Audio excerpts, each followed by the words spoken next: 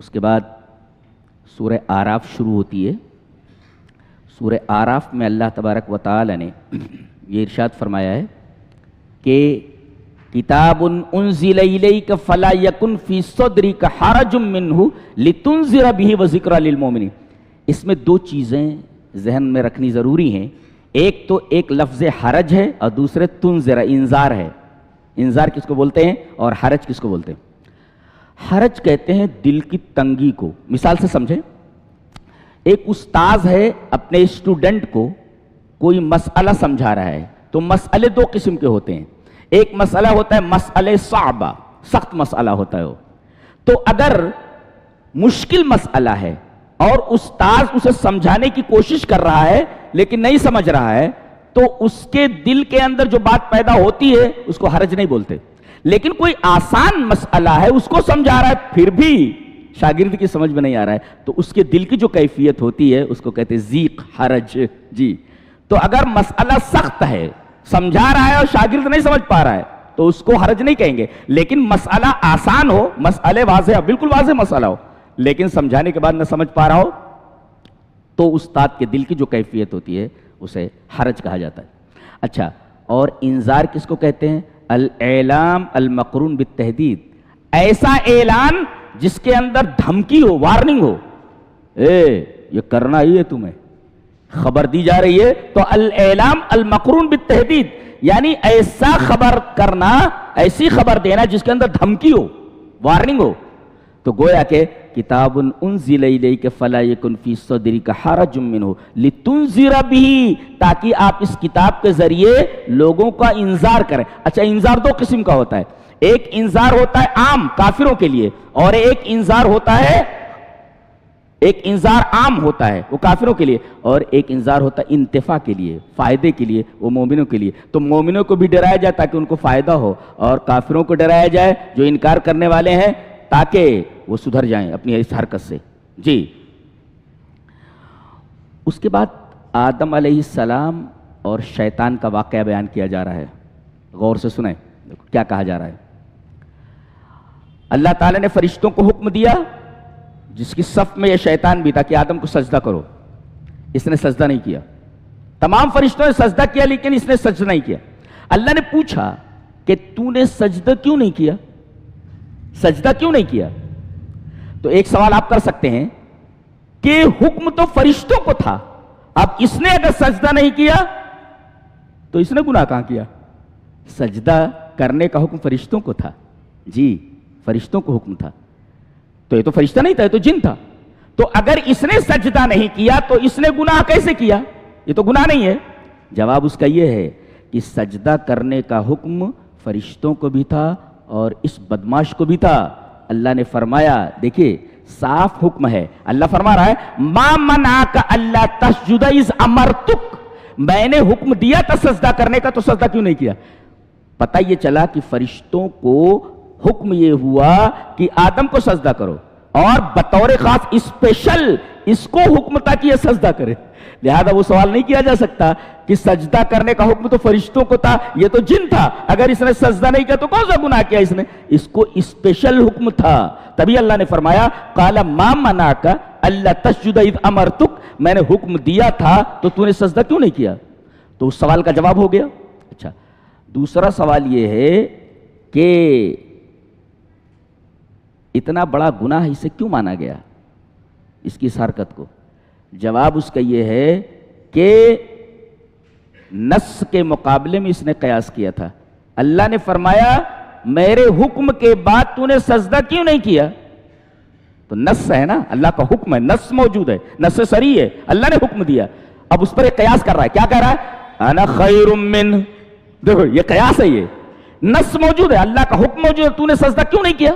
تو یہ کہتا ہے انا خیر من, میں اس سے بہتر ہوں. اور بہتر ہونے کی دلیل کیا دی اس نے؟ بہتر ہونے کی دلیل دی کہ تو نے مجھے آگ سے پیدا کیا ہے اور اس کو مٹی سے پیدا کیا ہے. آگ بلند ہوتی ہے اور مٹی نیچے آتی ہے.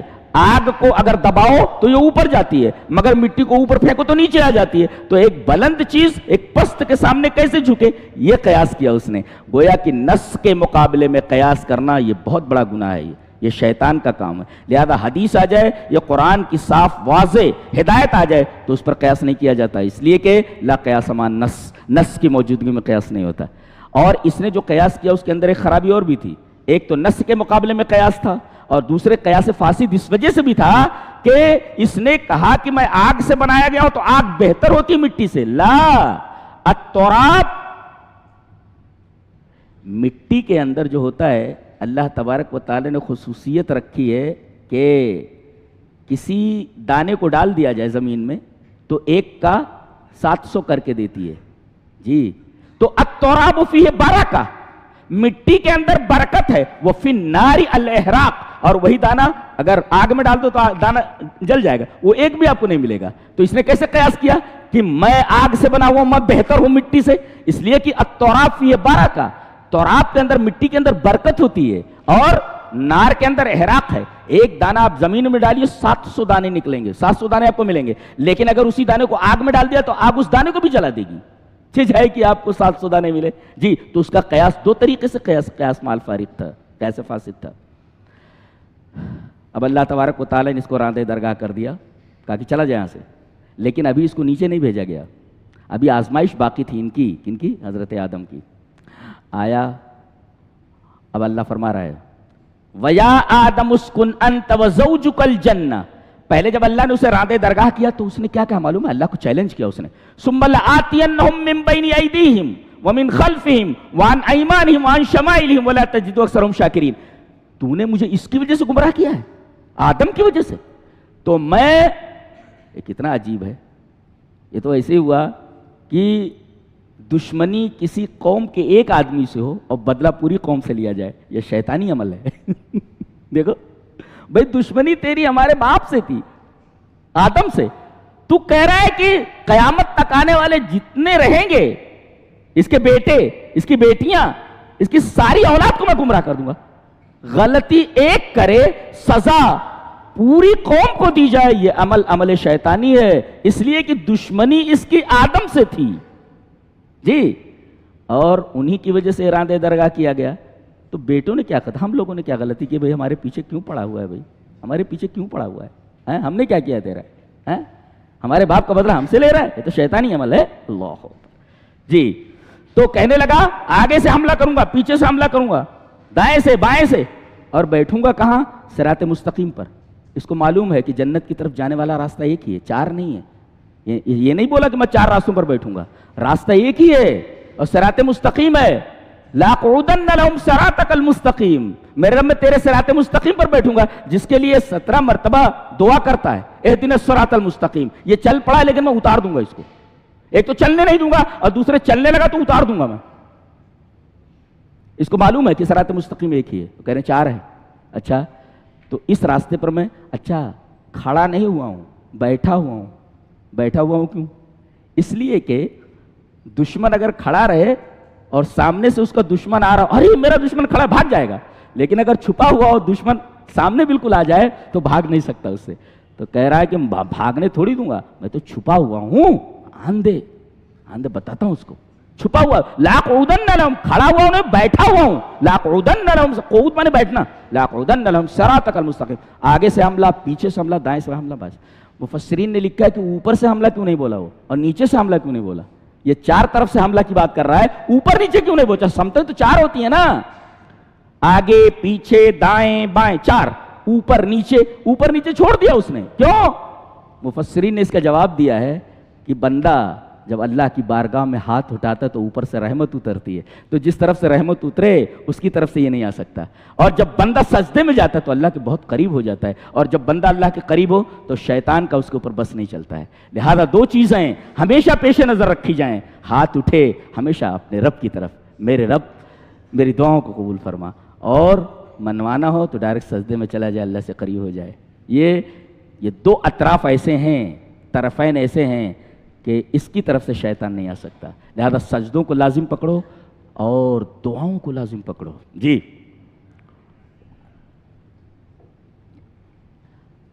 یہ بھگا دیا گیا، آدم علیہ السلام کو جنت میں ڈال دیا گیا. فرمایا گیا وَيَا آدَمُ اسْكُنْ أَنْتَ وَزَوْجُكَ الْجَنَّةَ. اے آدم، تم اور تمہاری بیوی جنت میں سکون سے رہو. اس کا مطلب بیوی کے بغیر کہیں سکون نہیں ہے. لیکن اگر قاعدے کی نہ ملے تو پھر سکون کہاں ہے؟ عذاب جہنم سے کم نہیں ہے. بولے تو وَيَا آدَمُ اسْكُنْ أَنْتَ وَزَوْجُكَ الْجَنَّةَ، اے آدم سکون سے رہو، ٹھہرو تم اور تمہاری بیوی. جی اس سے ایک پتہ یہ چلا کہ آدمی کی فطرت میں اللہ نے یہ چیز ودیت کر رکھی ہے کہ وہ تنہا نہیں رہ سکتا. جی اس کا کوئی ساتھی ہونا چاہیے. جی اور زندگی کا یہ سفر، کہتے نہیں کہ وہ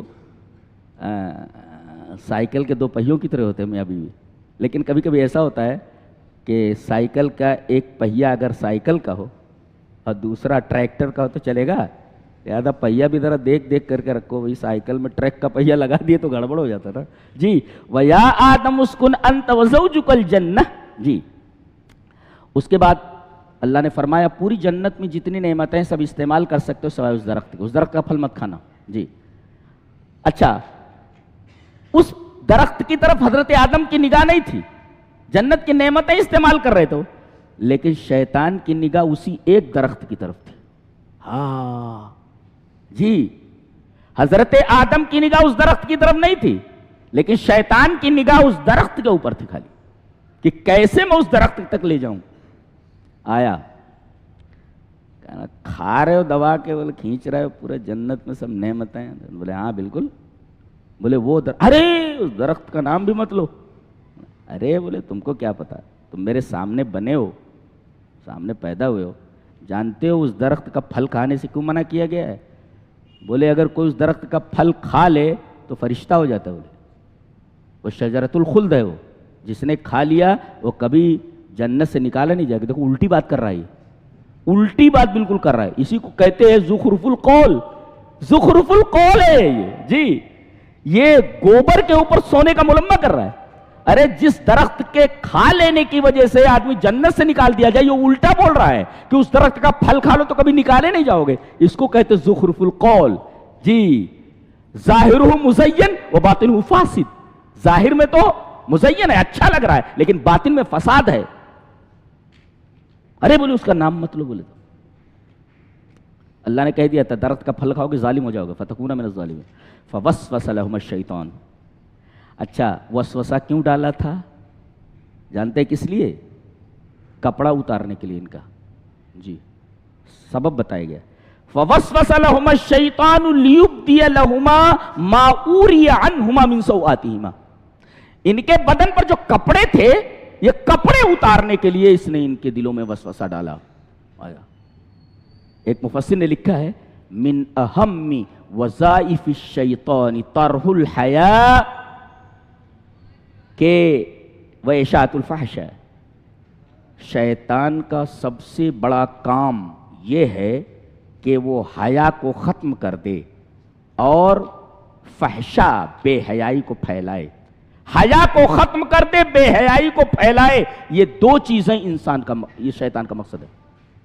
من اہم وظائف الشیطان طرح الحیاء و اشاعۃ الفحش. شیطان کے سب سے بڑے وظیفے دو ہیں. ایک تو ہے کہ انسان سے حیا ختم ہو جائے اور دوسرے بے حیائی پھیل جائے.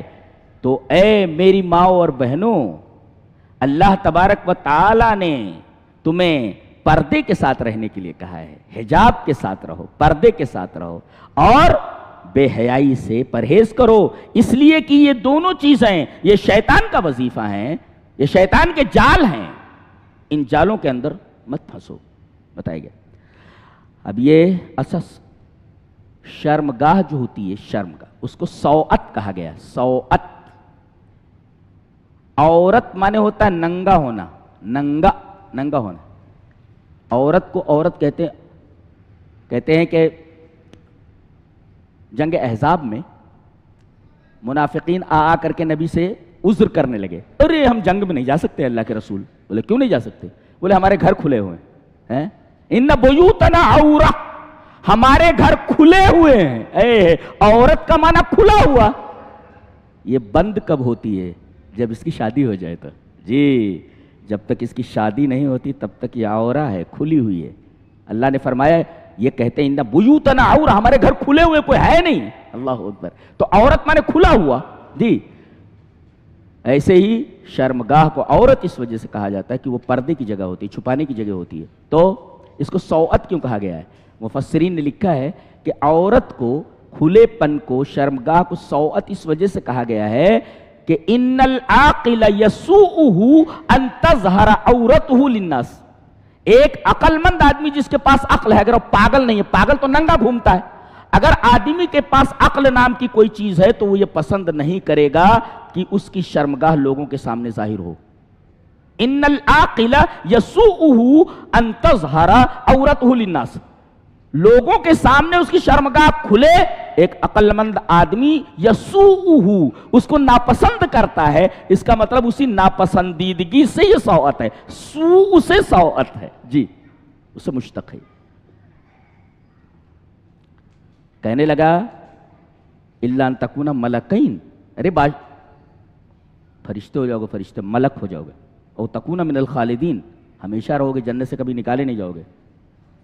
اب فطری طور پر آدمی لالچی واقع ہوا ہے.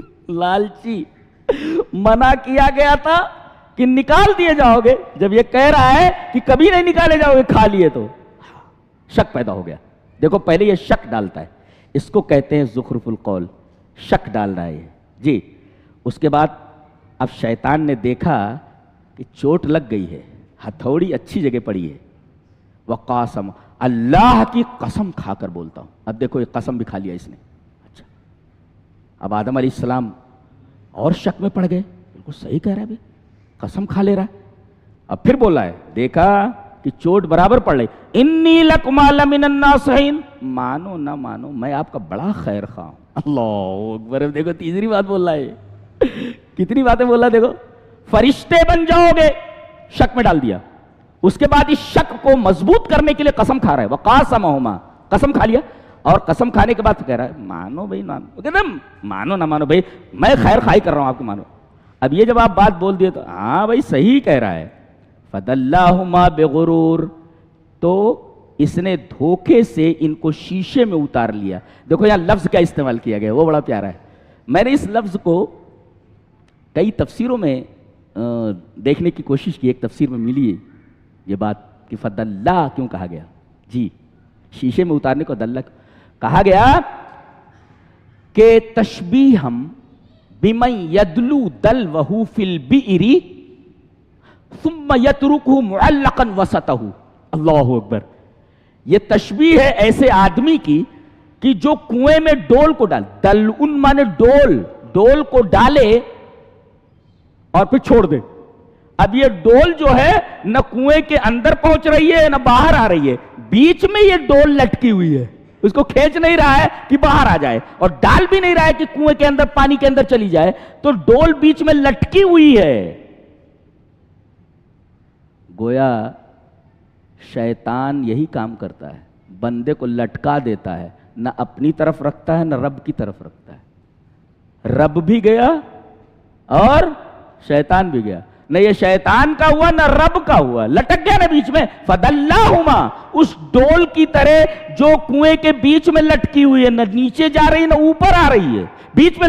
ثم یترکہ معلقا وسطہ، کنویں کے بیچ میں لٹکی ہوئی ہے ڈول، نہ اوپر آ رہی ہے نہ شیطان کیا ہوا اور نہ رب کا ہوا. ہے کتنا بڑا بدقسمت ہے انسان کہ شیطان کا بھی نہیں ہوتا، وہ تو دھوکہ دے کر بھاگ گیا، اور یہ رب کا بھی نہیں ہوا، رب سے دور کر دیا، پانی سے دور کر دیا اس نے، اس لیے کہ ڈول کنویں کے بیچ میں لٹکی ہوئی ہے. وہ لفظ استعمال فرمائے گئے. قرآن حکیم کیا، کس بلاغت، قمت البلاغہ، یہ بلاغت کی انتہا ہے کہ اللہ تبارک و تعالیٰ اس طریقے سے تکلم کرتا ہے.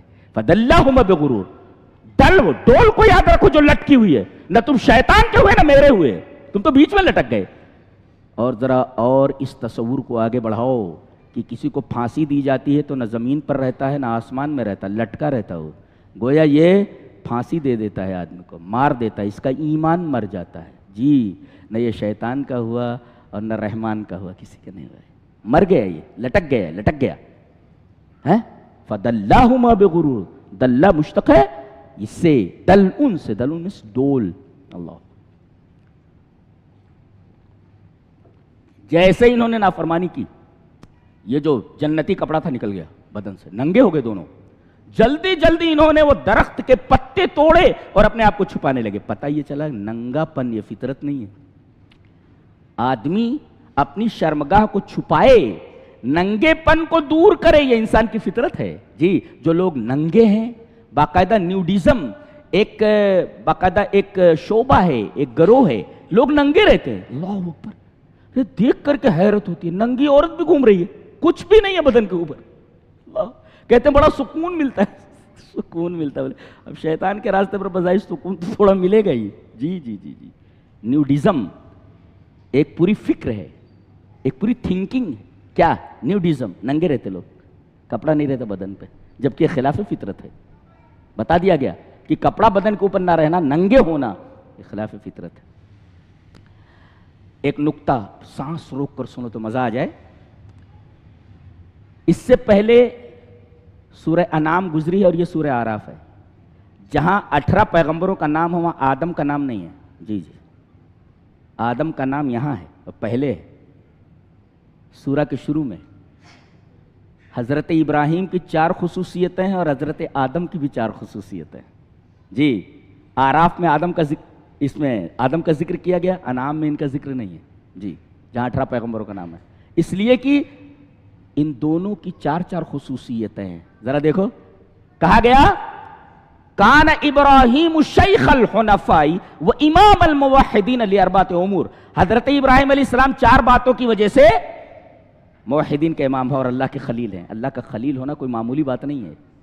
یہی ایک شخص ہے پوری کائنات میں جو اللہ کا خلیل ہے اور ہمارے نبی ہیں. لیکن یہ ہائی لائٹڈ ہیں، بولے ان کو ہائی لائٹ کیا گیا ہے، یہ اللہ کے خلیل ہیں. کیوں؟ 4 باتوں کی وجہ سے. جعل مالہ للضیفان، اپنے مال کو انہوں نے مہمانوں کے لیے کر دیا. جی وجعل ولدہ للقربان، اور انہوں نے اپنے بیٹے کو قربان کرنے کے لیے اللہ کے سامنے پیش کر دیا. اور تیسرے وجعل بدنہ للنیران، اپنے بدن کو آگ میں ڈالنے کے لیے تیار ہو گئے کہ میں اپنے موقف سے ہٹ نہیں سکتا، مجھے ڈال دو آگ کے اندر، کوئی فرق نہیں پڑتا. تو جعل مالہ للضیفان وجعل ولدہ للقربان وجعل بدنہ للقربان وجعل بدنہ للنیران وجعل قلبہ للرحمن، اپنے دل کو رحمان کے لیے. جی تو مال کو مہمانوں کے لیے، ضیفان کے لیے، اور بدن کو نیران کے لیے، آگ کے لیے، بیٹے کو قربان کے لیے، اور دل کو رحمان کے لیے. وجعل قلبہ للرحمن. 4 باتوں کی وجہ سے اللہ نے حضرت ابراہیم علیہ السلام کو اپنا خلیل بنایا. جی مال کو مہمانوں کے لیے کر لو. جی قربانی دینی ہو زندگی میں کبھی بھی اللہ کے لیے قربانی دے دینی چاہیے. بیٹے کی قربانی کم سے کم آپ سے نہیں مانگی گئی نا، اس نبی سے بیٹے کی قربانی مانگی گئی تھی. اللہ اکبر، کتنا بڑا آدمی ہے یہ، کتنا بڑا آدمی ہے. اسی وجہ سے متفق علیہ شخصیت ہے. یہودی کہتے ہیں ہمارے ہیں، نصارہ کہتے ہیں ہمارے ہیں، مسلمان کہتے ہیں ہمارے ہیں. متفق علیہ شخصیت ہے، متنازع فی شخصیت نہیں ہے. اور آدم کے اندر بھی یہی 4 چیزیں ہیں. لیکن ایک خاص بات اور آدم کے اندر دیکھو، کسی نے کہا ما نفع آدم عند معصیتہ عز اسجدوا لآدم، کہ آدم علیہ السلام سے جب گناہ ہو گیا، خطا ہو گئی، خطا ہو گئی، فنسیا، بھول گئے تھے وہ، فنسیا ولم نجد لہ عزما، ارادہ نہیں تھا پکا ان کا، بھول گئے تھے وہ، شیطان کے بہکاوے میں آ کر کے درخت کا پھل کھا لیا. تو آدم کو سجدہ کرنے کے لیے کہا گیا فرشتوں سے. یہ بڑی عزت کی بات ہے. عزو اسجدو، سجدہ کرو کی عزت عطا کی گئی. یہ عز ہے آدم کے لیے کہ فرشتوں سے کہا گیا کہ سجدہ کرو، لیکن اس نے نفع نہیں دیا. تو عزو اسجدو. اچھا وشرف علم آدم الاسماء کلھا، یہ شرف ہے، یہ مرتبہ ہے حضرت آدم کا کہ اللہ تبارک و تعالیٰ نے ان کو تمام اسماء کا علم دے دیا، تمام اسماء سکھا دیے. یہ شرف ہے. اور خصیصۃ، کیا لما خلقتہ بیدی، اللہ فرما رہا ہے میں نے ان کو اپنے دونوں ہاتھوں سے بنایا ہے. اللہ، یہ خصوصیت کسی کی نہیں ہے. حضرت آدم کو جو پتلا ان کا پہلے مٹی کا بنایا گیا، اللہ تبارک تعالیٰ نے اپنے ہاتھوں سے پتلا بنایا ہے. یہ آدم کی خصوصیت ہے، یہ خصیصہ ہے، خصوصیت ہے. اور چوتھے فخر ہے. فخر کیا؟ فخر یہ ہے نفخت فیہ من روحی، میں نے اپنی روح پھونکی ہے اس کے اندر. اللہ اکبر. تو ایک ہے عزت کہ آدم کو سجدہ کروائے گا فرشتوں سے، عز اسجدوا، اور ایک ہے شرف علم آدم الاسماء کلھا، شرف مرتبہ، اور تیسرے خصیصہ خصوصیت کس بات کی؟ خلقتہ بیدی، اپنے دونوں ہاتھوں سے بنایا. اور فخر کیا ہے؟ نفخت فیہ من روحی، میں نے ان کے اندر اپنی روح پھونک دی. اللہ فرما رہا ہے عزت نے کوئی فائدہ نہیں دیا، مرتبے نے، شرف نے کوئی فائدہ نہیں دیا، خصوصیت نے کوئی فائدہ نہیں دیا کہ اللہ نے ان کو اپنے ہاتھوں سے بنایا، اور فخر نے بھی کوئی فائدہ نہیں دیا کہ اللہ نے اپنی روح پھونکی. کس چیز نے فائدہ کیا؟ ذلت نے، عزت نے نہیں، ذلت نے، جھک کر کے دعا نے فائدہ دیا. ربنا ظلمنا انفسنا وان لم تغفر لنا وترحمنا لنکونن من الخاسرین. آدمی جب دعا کرتا ہے تو رب کے سامنے ذلیل ہوتا ہے، چھوٹا بن جاتا ہے، عزیز ہو کر کے نہیں کھڑا ہوتا، رب کے سامنے ذلیل ہو کر کھڑا ہوتا ہے. تو رب تعالیٰ چاہتے ہیں کہ بندہ جب میرے سامنے کھڑا ہو تو ذلیل ہو کر کے کھڑا ہو. اس کے سامنے جتنا ذلیل ہو جاؤ اتنا عزیز کر دیتا ہو. ذلیل ہو کر کے تو دیکھو دیکھو اتنا بڑا گناہ کیا تھا انہوں نے، لیکن دعا کر رہے ہیں ذلیل ہو کر کے، جھک کر کے کر رہے ہیں. میرے رب عزت فائدہ نہیں دے رہی ہے، شرف فائدہ نہیں دے رہا، خصوصیت فائدہ نہیں دے رہی ہے، اور فخر فائدہ نہیں دے رہا ہے. یہ ساری چیزیں فائدہ نہیں دے رہی. دنیا میں انسانوں کو بھی اسی طریقے سے ایک ہی چیز فائدہ دے سکتی ہے، کیا؟ دعا. رب کے سامنے جھک کر کے دعا بہت ہی عجیب چیز ہے. مانگ کر خود دیکھو، اس سے بڑی چیز، اس سے بڑی عبادت ہی کوئی نہیں. دعا کی مغز، دعا کی روح ہے، یہ دعا کا مغز ہے. الدعاء مخ العبادہ، الدعاء، اور مخ العبادہ نہیں، الدعاء هو العبادہ. نبی کریم صلی اللہ علیہ وسلم فرمایا تم دعا کے بارے میں پوچھ تو دعا کیا ہے؟ دعا ہی عبادت ہے. خلاص خلاص. یہ کہتے ہیں دعا عبادت میں سے، نہ، لا، الدعاء هو العبادہ، دعا ہی عبادت ہے. اللہ، دعا ہی عبادت ہے. دیکھو صرف دعا سے ان کی خطا معاف کی گئی. اور ایک مفسر نے لکھا، بڑی عجیب بات لکھی، دا ابلیس ربہ فقال فانظرنی الی یوم یبعثون. حضرت آدم نے تو دعا کی، معاف کر دیے گئے. شیطان نے بھی دعا کی، انہوں نے بھی کہا ربنا ظلمنا، اس نے بھی کہا رب فانظرنی الی یوم یبعثون. جی میرے رب، آدم کی دعا تو قبول ہو گئی، میری بھی دعا قبول کر لے. انہوں نے ربوبیت کا حوالہ دیا تھا، میں بھی ربوبیت کا حوالہ دے رہا ہوں. رب فانظر، کہا کیا چاہیے تجھ کو، کیا چاہیے؟ اس نے معافی نہیں مانگی، کہا کہ مجھے قیامت تک مہلت دے. کائے کے لیے؟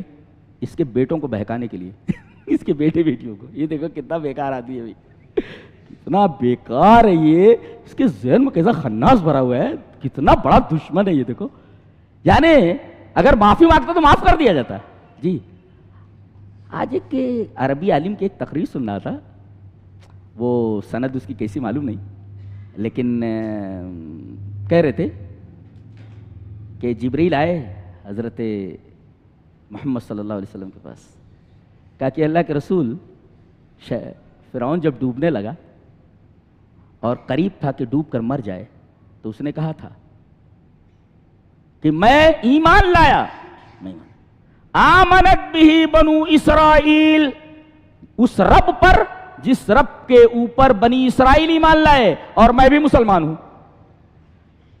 کہتے ہیں کہ میں نے مٹی اٹھائی اور اس کو منہ میں ڈال دی. میں نے مٹی اٹھائی اور اس کو منہ میں گھسا دیا. جبرائیل کہتے. نبی نے پوچھا کس لیے؟ کہ اللہ کی رحمت جوش میں آ جاتی، معاف کر دیا جاتا ہو. اللہ کی رحمت دیکھ رہے ہیں آپ، زندگی بھر اپنے کو رب کہنے والا، ربکم الاعلی کہنے والا جبرائیل کہہ رہے ہیں کہ اللہ کی رحمت. جبرائیل ان سے زیادہ اللہ کی رحمت کو کون سمجھ سکتا ہے؟ کہا کہ اس کے منہ میں مٹی ڈال دیا کہ اگر اسی طریقے سے بات کرتا رہتا تو کہیں اللہ کو رحم نہ آ جاتا، اس کو رحم سے معاف کر دیتا. اتنا رحیم ہو، فرعون کو معاف کر دیتا. اللہ. تو کہتے ہیں کہ دا ابلیس ربہ، ابلیس نے اپنے رب سے دعا کی، کیا؟ فقال ربی فانظرنی الی یوم یبعثون، میرے رب مجھے قیامت تک مہلت دے، میں قیامت تک زندہ رہوں. تو اللہ تبارک و تعالیٰ نے اس کی دعا کو قبول کر لیا. فاستجاب اللہ دعاءہ، اللہ نے اس کی دعا کو قبول کر لیا. فکیف، مفسر کہہ رہا ہے تم دعا مانگو تو تمہاری دعا کیوں نہیں قبول کرے گا؟ شیطان کی دعا قبول کر لی اس نے، تو تم دعا مانگو تو افلا یستجیب لک، کیا وہ تمہاری دعا نہیں قبول کرے گا؟ اللہ اتنا رحیم ہے، اس کے سامنے ہاتھ پھیلا کر تو دیکھو، مانگ کر دیکھو، ہم کو مانگنے کا طریقہ ہی نہیں آ رہا ہے۔ اللہ اکبر، مانگنے کا طریقہ نہیں آ رہا ہے۔ اس کے بعد اللہ تبارک تعالیٰ فرما رہے ہیں یا بنی آدم قد انزلنا علیکم لباسا یواری سوآتکم وریشا ولباس التقوی ذالک خیر۔ اللہ تبارک تعالیٰ 3 طریقے سے پکارتا ہے انسانوں کو، کہتا ہے یا بنی آدم، ایسا بولتا ہے، اور کہتا ہے یا ایھا الناس، اور ایک بولتا ہے یا ایھا الذین آمنوا۔ بس یہ 3 طریقے سے پکارتا ہے، بس یا بنی آدم اور یا ایھا الناس۔ یہ کیسی ندا ہے؟ یہ ندا مفسرین نے لکھا ہے کہ یا ایھا الذین آمنوا جب کہتا ہے اللہ تبارک تعالیٰ، تو یہ ندائے کرامت ہے، یہ تعظیم کی ندا ہے، اے وہ لوگ جو ایمان لے آئے ہو۔ یہ کرامت کی آواز ہے، کرامت کی پکار ہے یہ۔ اور یہ جو ندا ہے یہ نداء علامتن، یہ پہچان ہے کہ یشترک فیہ المومن والکافر، مومن اور کافر دونوں اس میں شریک ہیں، یا ایھا الناس میں اور یا بنی آدم میں، دونوں شریک ہیں۔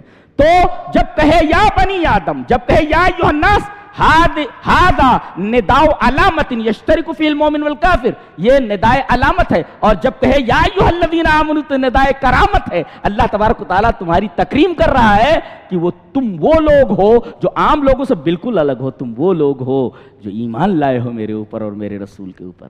ہے تو ھذا نداء علامہ، ھذا نداء کرامہ۔ جی فرمایا کہ ہم نے لباس کو اوپر سے اتارا ہے تمہارے اوپر۔ لباس کہتے ہیں 3 طریقے کا ہوتا ہے۔ ایک لباس ہوتا ہے جو تمہارے ستر کو چھپائے، یواری سوآتکم، یہ ہے کہ یہ لباس کس کو بولتے ہیں؟ اللباس الضروری، یہ لباس کا ایک جو ہے قسم ہے لباس کی۔ اللباس الضروری تستر بہ العورہ، وہ ضروری لباس جس سے آپ اپنی شرمگاہ کو چھپاتے ہیں، یہ ضروری ہوتا ہے اور اس کی وجہ سے شرمگاہ چھپتی ہے۔ اور ریش کس کو بولتے ہیں؟ اللباس الضروری، اللباس الضروری عن الزائد، اللباس الزائد عن الضروری، ایسا اللباس الزائد عن الضروری الذی یتجمل بہ الانسان۔ اور ریش کس کو کہتے ہیں؟ وہ لباس جو ضرورت سے زیادہ ہو اور جس سے انسان خوبصورت لگے۔ اب جیسے یہ میں ابا پہنے ہوئے ہوں، یہ لباس ہے، اب اس کے اوپر میں جیکٹ پہن لوں، کوٹ پہن لوں اور اسی طرح شیروانی پہن لوں تو شیروانی ھذا ریش الذی یتجمل بہ الانسان۔ جی تو کپڑے کے اوپر کپڑا پہننا اچھا لگنے کے لیے دیٹ از کالڈ ریش۔ اور لباس الذی تستر بہ العورہ، جس سے شرمگاہ چھپ جائے، وہ لباس ضروری ہے۔ اور ریش کس کے کہتے ہیں؟ اللباس الزائد عن الضروری الذی یتجمل بہ الانسان، جس سے انسان خوبصورت لگے۔ یہ 2 لباس ہو گئے، لیکن دونوں لباس حصی ہیں، دکھائی دیتے ہو۔ تیسرا لباس بیان کیا جائے، لباس التقوی ذالک خیر، یہ ان دونوں لباسوں سے اچھا ہے۔ کون سے لباسوں سے؟ یہ ریش سے اور لباس سے۔ اس لیے کہ آدمی جب مر جاتا ہے تو یہ جو لباس ہے جو آپ نے ستر چھپانے کے لیے پہنا ہے یا جو اچھا لگنے کے لیے لباس ضروری کے اوپر پہنا ہے، یہ دونوں لباس حصی ہیں۔ یہ دونوں کے دونوں مرنے کے بعد یہیں سڑ جاتے ہیں، یبلا و یبید، ختم ہو جاتے ہیں، یہ سڑ جاتے ہیں۔ اور آدمی جب وہاں کھڑا ہوتا ہے تو ننگا کھڑا ہوتا ہے، کہاں؟ حشر کے میدان میں۔ یہ لباس یہی رہ گیا، لباس حصی ہے۔ آگے کون سا لباس جا رہا ہے؟ صرف ایک لباس جا رہا ہے، لباس التقوی۔ ابن عباس نے کہا لباس التقوی هو العمل الصالح، یہ نیک عمل کا نام لباس تقوی ہے۔ گویا کہ بدن بھی ننگا ہوتا ہے تو اسے لباس حصی سے ڈھانپا جاتا ہے، اور دل بھی ننگا ہے، ضرورت ہے کہ اسے لباس تقوی سے ڈھانپا جائے۔ اگر تقوی نہیں ہے دل کے اندر تو دل ننگا ہے، جیسے بدن کے اوپر لباس نہ ہو تو بدن ننگا ہے۔ انڈرسٹینڈ؟ جی یا بنی آدم قد انزلنا علیکم لباسا یواری سوآتکم وریشا ولباس التقوی ذالک خیر۔ تقوی کا لباس بہتر کیوں ہے؟ اس لیے کہ دنیا میں رہ جاتا ہے نا وہ، اور لباس التقوی آگے جاتا ہے، وہ جی آگے جاتا ہے، العمل الصالح۔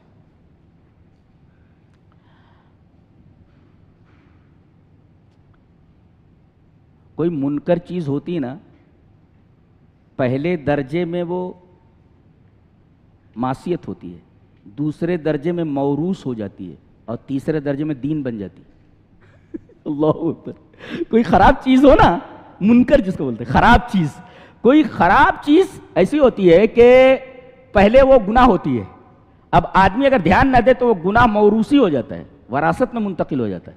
جی، باپ نے وہ کام کیا ہے تو بیٹا بھی کرنے لگتا ہے، اور تیسرے نمبر پہ دین بن جاتا ہے۔ اللہ نے وہی فرمایا وَإِذَا فَعَلُوا فَاحِشَةً، یہ بے حیائی کر رہے ہیں، یہ ان سے پوچھا جا رہا ہے بے حیائی کہاں سے لائے؟ دلیل قَالُوا وَجَدْنَا عَلَيْهِ آبَاءَنَا، ہم نے اس بے حیائی کے اوپر اپنے باپ دادا کو پایا ہے۔ تو دیکھو وہ ایک منکر چیز تھی، وہاں معصیت تھی، بعد میں موروث ہو گئی، وراثت میں ادھر آ گئی۔ بیٹے کہہ رہے ہیں ہم نے آبا و اجداد کو اسی فاحشہ کے اوپر دیکھا ہے۔ تو منکر پہلے معصیت ہوتی ہے، نافرمانی اللہ کی، پھر یہ موروث ہو جاتی ہے، وراثت یعنی نسلوں میں متوارث ہوتی ہے یہ معصیت، اور تیسرے نمبر پہ یہ دین بن جاتا ہے۔ ان سے پوچھا گیا اس کی دلیل کیا ہے؟ کہتے قالوا وجدنا علیہ آباءنا، اور آگے یہ بھی کہتے واللہ امرنا بہا، اللہ نے ہمیں اس کا حکم دیا۔ انا للہ و انا الیہ راجعون۔ یہ دیکھ رہے ہو، ایک تو انہوں نے گناہ کیا، گناہ کرنے کے بعد یہ گناہ جو ہے یہ نسل میں منتقل ہوا، اور نسلوں میں منتقل ہونے کے بعد کیا ہو رہا ہے؟ واللہ امرنا بہا کہہ رہے ہیں، اللہ نے اس کا حکم دیا، تو جس چیز کا اللہ حکم دے وہ دین بن جاتا ہے نا۔ تو میں نے یہ کہا کہ منکر چیز پہلے معصیت ہوتی ہے، پھر اس کے بعد موروث ہوتی ہے، تیسرے نمبر پہ دین بن جاتی ہے، تبھی تو کہا واللہ امرنا بہا۔ اللہ فرما رہا ہے میں نے حکم دیا ہے، یہ تو الزام ہے میرے اوپر۔ قل ان اللہ لا یامر بالفحشاء اتقولون علی اللہ ما لا تعلمون، تم کہتے ہو اللہ فحشاء کا حکم دیتا، بے حیائی کا، جھوٹ بول رہے ہو تم۔ اتقولون علی اللہ ما لا تعلمون، تم اللہ پر وہ چیز کہہ رہے ہو جس کا تمہیں علم نہیں ہے۔ اللہ اکبر۔ تو یہ بات اچھی طرح ذہن میں رکھی جائے۔ اور آگے اللہ فرما رہا ہے کہ اپنے معاشرے میں غور سے دیکھو، تین چیزیں ہیں تو معاشرہ اچھا ہے۔ قل امر ربی بالقسط، اقامت العدل، انصاف ہے کہ نہیں ہے؟ جی ہے کہ نہیں؟ اور دوسرے نمبر پہ واقیم وجوہکم، عمود الاسلام، نماز پڑھی جا رہی ہے کہ نہیں؟ اور تیسرے نمبر پہ وَدُعُوهُ مُخْلِصِينَ لَهُ الدِّينَ، عقیدہ صحیح ہے کہ نہیں ہے؟ جی یہ تینوں چیزیں دیکھو معاشرے کے اندر، اگر یہ تینوں چیزیں ہیں تو معاشرہ اچھا ہے۔ ان تینوں چیزوں میں سے کوئی ایک بھی چیز، جتنی بھی چیزیں کم ہوتی جائیں، در حقیقت معاشرہ اتنا ہی خراب ہوتا چلا جائے گا۔ جی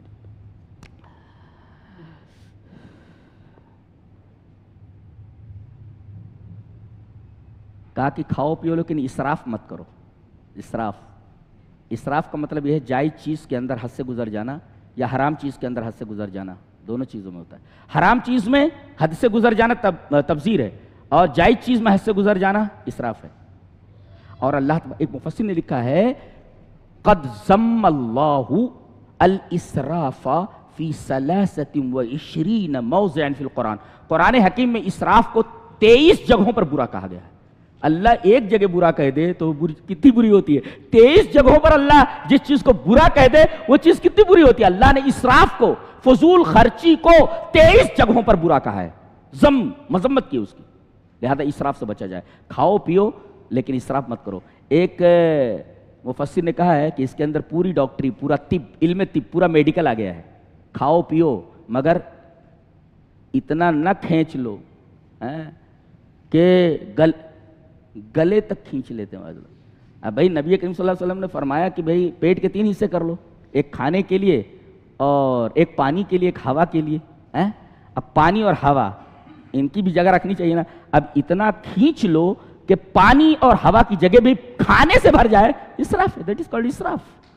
تو اب اسراف، اب پیٹ تو خراب ہونا ہی ہے، اور پیٹ جو ہوتا ہے یہ تمام بیماریوں کی آماجگاہ ہے، یہ خراب ہو جائے تو پورا بدن خراب ہو جاتا ہے، لہذا بچو اسراف سے، کھینچو مگر اسراف نہ کرو۔ ایسا ہے، کھینچنے سے منع نہیں کیا گیا۔ جی ان الذین کذبوا بآیاتنا واستکبروا عنہا، جن لوگوں نے آیات کی تکذیب کی اور استکبار کیا اس سے، تو ان کے لیے آسمانوں کے دروازے نہیں کھولے جائیں گے اور یہ جنت پہ داخل نہیں ہوں گے یہاں تک کہ اونٹ سوئی کے ناکے سے چلا جائے۔ یہ تعلیق بالمحال ہے، تعلیق بالمحال بولتے ہیں اس کو، یعنی محال کے اوپر کسی چیز کو معلق کر دینا۔ جی اگر یہ ہو سکتا تو یہ ہو سکتا ہے۔ جی تو اونٹ سوئی کے ناکے سے نہیں جا سکتا، لہذا جنت میں نہیں جا سکتے، اس کو کہتے ہیں تعلیق بالمحال۔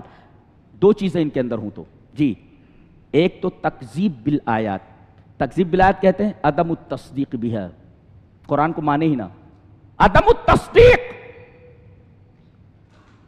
ہوا تکذیب، جھٹلا دے میں نہیں مانتا، ہذا تکذیب بالآیات۔ اور واستکبروا عنہا، عدم الانقیاد، میں مانتا نہیں. یہ دو چیزیں ہوتی ہیں، میں جانتا نہیں اور دوسرے میں مانتا نہیں. تو تکذیب بالآیات کا مطلب ہے میں جانتا نہیں، جی تمہاری فکر سے میں متفق نہیں ہوں، یہ عدم التصدیق ہے. اور ایک ہوتا ہے میں مانتا نہیں.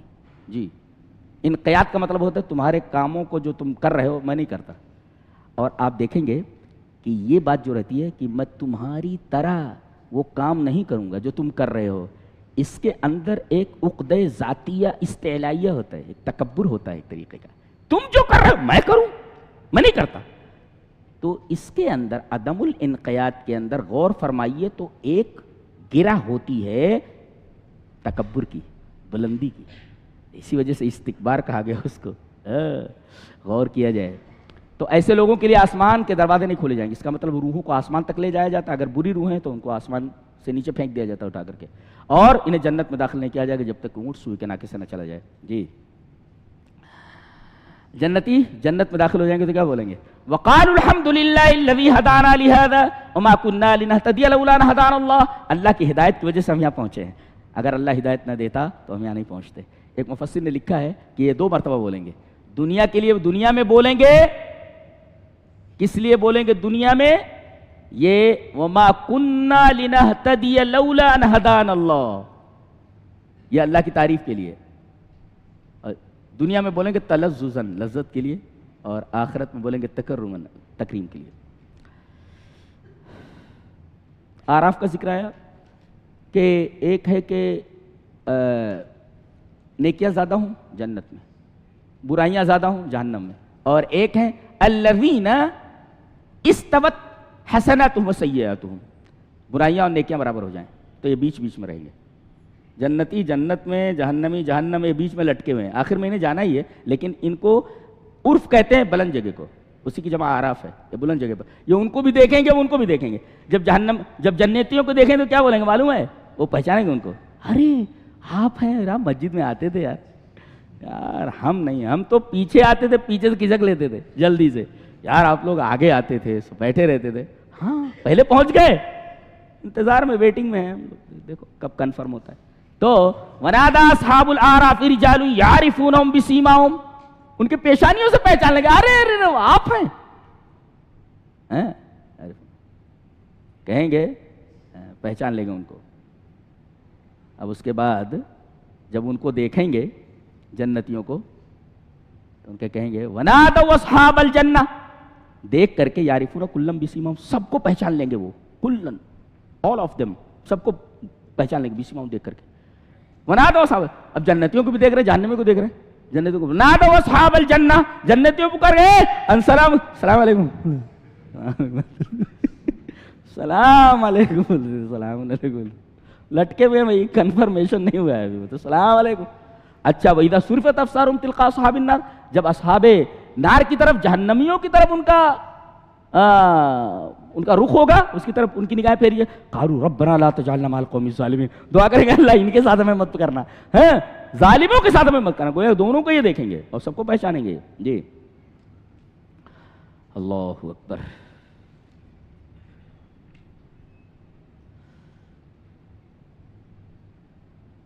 کہتے پورا دین نصیحت ہے، خیر خواہی ہے. اور جانتے ہو سب سے بڑی خیر خواہی کیا ہے؟ سب سے بڑی خیر خواہی لوگوں کو توحید کی دعوت دینا ہے. دیکھیں تمام کے تمام انبیاء کرام کا ایک ساتھ ذکر کیا جا رہا ہے. حضرت نوح کا جو پہلے رسول ہیں آدم کے بعد، لقد ارسلنا نوحا الى قومه فقال یا قوم اعبدوا الله ما لكم من اله غیرہ، ہم نے نوح کو ان کی قوم کی طرف بھیجا، انہوں نے کہا قوم اللہ کے علاوہ کسی کی عبادت نہ کرو. دیکھیے یہ ہے خیر خواہی. انی اخاف علیکم عذاب یوم عظیم. جی قال الملأ من قومه انا لنراك في ضلال مبين قال يا قوم ليس بي ضلالة ولكني رسول من رب العالمين ابلغكم رسالات ربي وانصح لكم، میں تمہارا خیر خواہ ہوں. اس کا مطلب سب سے بڑی خیر خواہی انسانیت کی ہے کہ لوگوں کو توحید کی طرف بلایا جائے. اس لیے کہ اگر چیز نہیں آئی تو آدمی جہنم سے نہیں بچ سکتا، ہمیشہ رہے گا جہنم میں. قوم دیکھو تبلیغ کا طریقہ، دیکھو تبلیغ کا طریقہ. ہمارے یہاں تو یہ کافر وہ خراب ہے، وہ برا ہے، یہ 8 رکعت 20 لڑ پڑتے ہیں اس میں. نبی دیکھو بس یہ لے کر کے جاؤ. کتنی عجیب بات ہے. اب انہوں نے کہا کہ اللہ کی عبادت کرو، دعوت دے دی.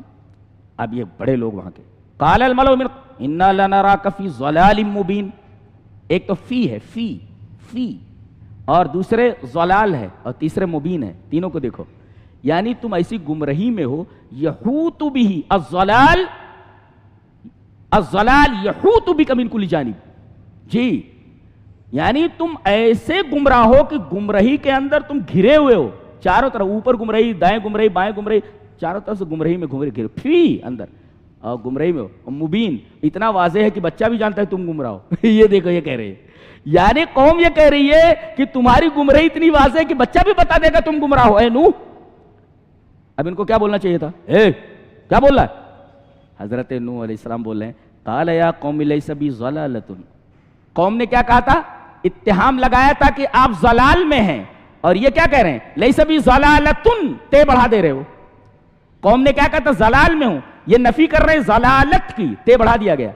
امام زمخشری نے، صاحب کشاف، جن کی تفسیر کی بڑی اعلیٰ کتاب ہے، اس کے اندر کہتے ہیں کوئی تم سے کہے قیل لک الک تمرن، کیا تمہارے پاس تمر ہے؟ تو کہے مالی تمرتن، مالی تمرتن، میرے پاس ایک بھی تمر نہیں ہے. جی تمر جمع کے لیے آتا ہے، تمرتن جو ہوتا ہے وہ واحد کے لیے آتا ہے. تو کہا جائے قیل لک، آپ سے کہا جائے الک تمرن، کیا تمہارے پاس تمر ہے؟